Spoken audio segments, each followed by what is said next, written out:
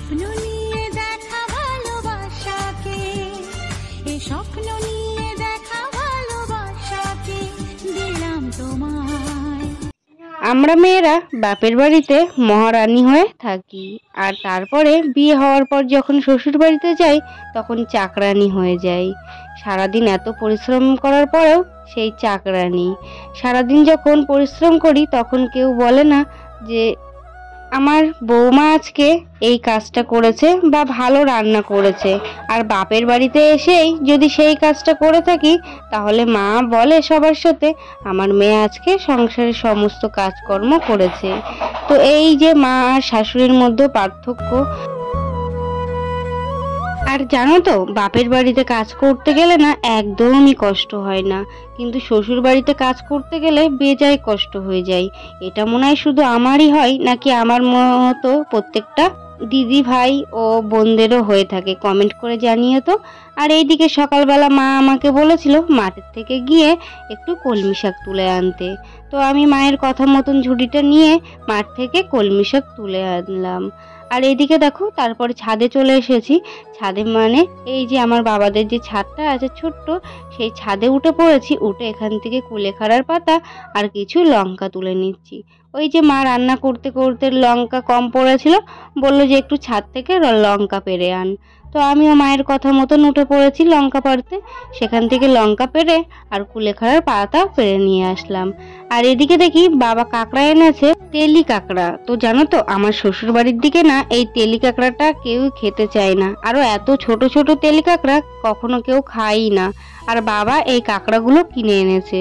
তো ওই যে যেদিকে যে জিনিসটা পাওয়া যায় সেদিকে সেই জিনিসটার মূল্যটা ততটা থাকে না, তার জন্য বাবা আজকে এই কাঁকড়াগুলো কিনে আনলো। কাঁকড়া খেতে কে কে ভালোবাসো? আমি জানো তো কাঁকড়া খেতে ভীষণ ভালোবাসি। আর সবথেকে পছন্দের মধ্যে আমার কিন্তু এই কাঁকড়া ভীষণ ভালো লাগে।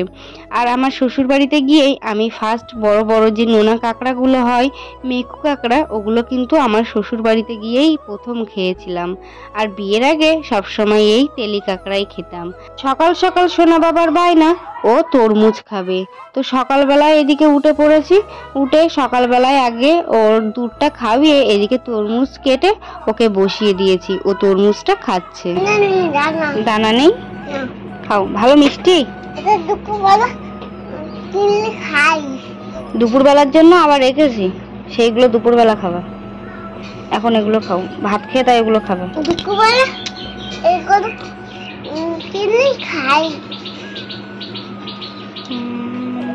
নমস্কার আমার বন্ধুরা, কেমন আছো সবাই? আশা করছি সবাই ভালো আছো। এখন সকালবেলা, এখন ঘড়িতে বাজে 10টা। আর এখন দেখো এই নীল ড্রেসটা পরে না বেরিয়ে পড়েছি। এই দেখো এই ড্রেসটা নিয়েছি আর এই ব্যাগটা নিয়েছি। ব্যাগের ভিতরে প্রেসক্রিপশন আছে।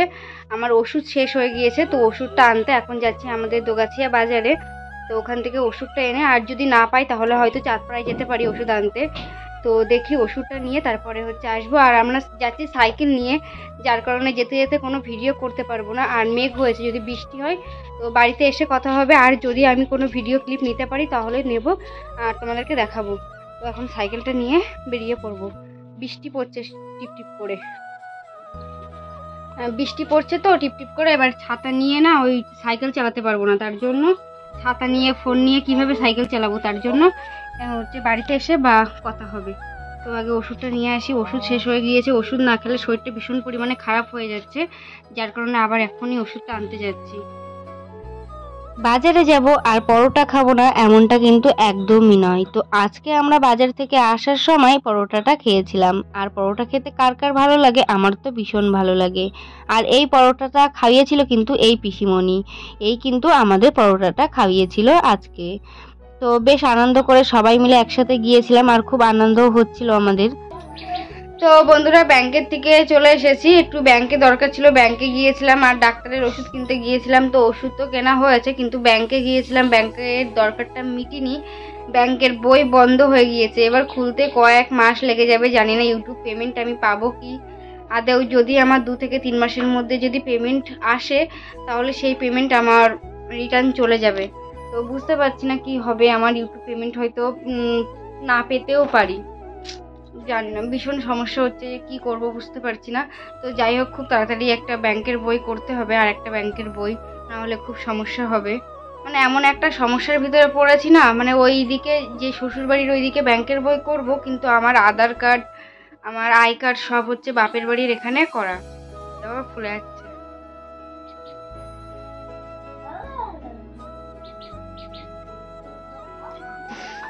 তো আবার সেই জন্য ভীষণ কষ্ট হচ্ছে, মানে কি হবে এত কষ্ট করে, যদি আমার 2 থেকে 3 মাসের মধ্যে পেমেন্ট ঢুকে যায় তাহলে পেমেন্টটা আটকে যাবে, আর হয়তো পাবো না ইউটিউব পেমেন্ট। তো কি করব বুঝতে পারছি না, মাথায় না খুব টেনশন, ভীষণ চাপ মাথায়, কি করবো বুঝতে পারছি না একদমই, খুব খারাপ লাগছে। এবার কি করে ব্যাংকের বইটা ঠিক করব নিজেও জানি না।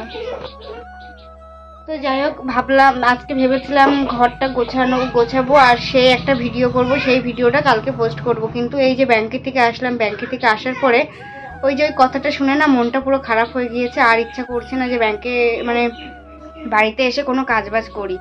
এবার কিছু ফটো বার করব, দরকার আছে, ফটো লাগবে, তো সেই ফটো বার করে তারপরে পরে কথা হচ্ছে তোমাদের সাথে। আর এইদিকে দেখো ফটো খুঁজতে খুঁজতে ওই যে আমাদের ফ্লাইটের কিছু টিকিট পেয়ে গেলাম। এই যে আমরা যখন হচ্ছে ভেলোর থেকে এসেছিলাম ব্যাঙ্গালোর ভায়া হয়ে, সেই টিকিটটা হলো এটা। তো এই টিকিটটা দেখেও না খুব ভালো লাগছিল, যে অনেক দিন পরে, আর এটা হচ্ছে স্মৃতি হয়ে সব সময় থেকে যাবে, আর আমার মা তো কখনোই ফেলবে না ওই জিনিসটা।